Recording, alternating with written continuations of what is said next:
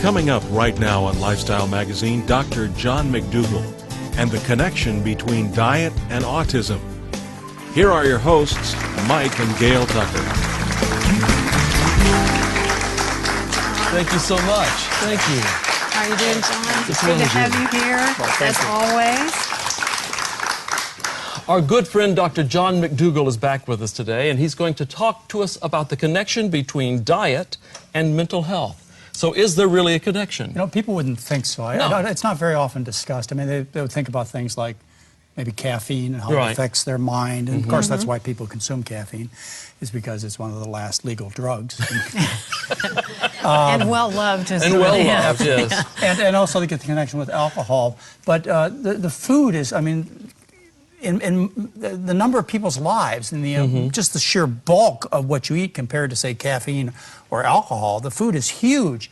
And so if it did have an effect, it could be tremendous. Right. And actually, I know it is a tremendous effect. We see worldwide, when we look at various populations of people, we see a direct correlation with depression and schizophrenia and eating the Western diet. The diet high in meat and dairy, low in starches, vegetables. Depression and schizophrenia. And schizophrenia, both worldwide.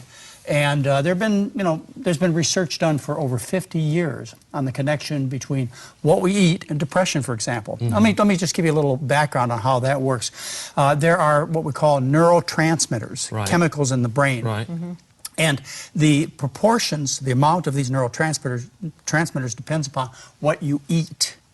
And people have probably heard about the amino acid tryptophan. Right. Okay, in fact, they used to sell Turkey, tryptophan. they talk about that? Yeah, they used to talk about it in terms of turkey, but that's the incorrect message. But they used to sell that I pill know. as pills. I knew you would Exactly. say that. Yeah. Well, it is, and I'll tell you why. They used to sell it as pills. So you eat the tryptophan gets into the body, it gets into the nervous system, and it makes serotonin. Serotonin kind of quiets the whole world around you, so everything's not so exciting. It relieves More depression, it tranquility. mutes hunger. It's a very important neurochemical. Well, here's where the connection comes. To get that tryptophan past what we call the blood-brain barrier, blood-brain, get it past this membrane, but it has to go through little gates. Okay. And those little gates, they're occupied by other heavy neutral amino acids.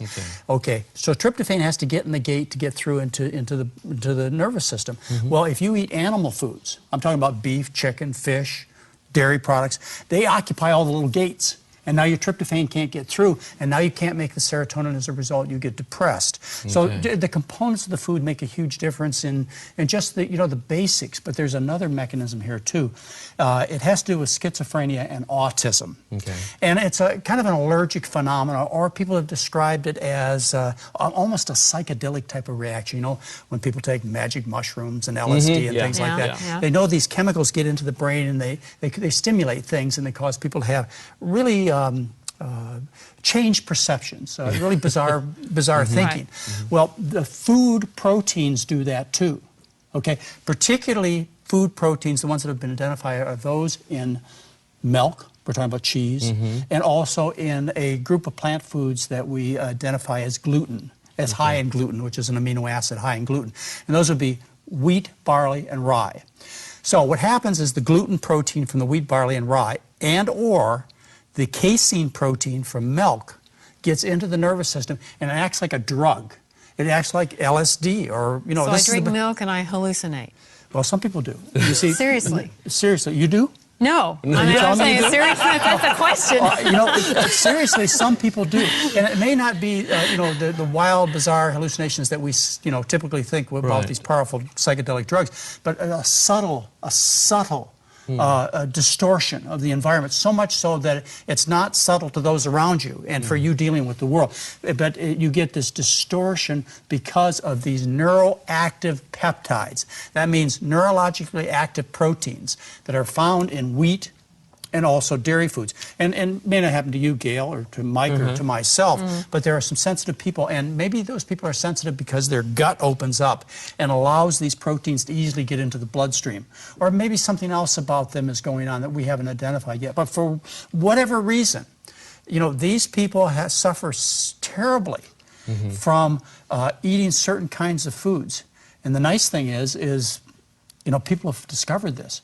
And it's not a well-known message, and I have to be very blunt as to why it's not well-known, is because there's no profit behind it. So you got all these drug companies out there that sell drugs for autism or schizophrenia, and they give you quizzes to see whether you're crazy or not, you know, so that you can get into the market. And they sell all these drugs, and that's where everybody thinks it's at, is in the medications. It's not. The medications are of minimal benefit with serious costs, serious side effects. But a cure, and I'm really talking about a cure, for depression, schizophrenia, autism, and other mental problems can be had. And I believe by the vast majority of people, if they got this nugget of knowledge.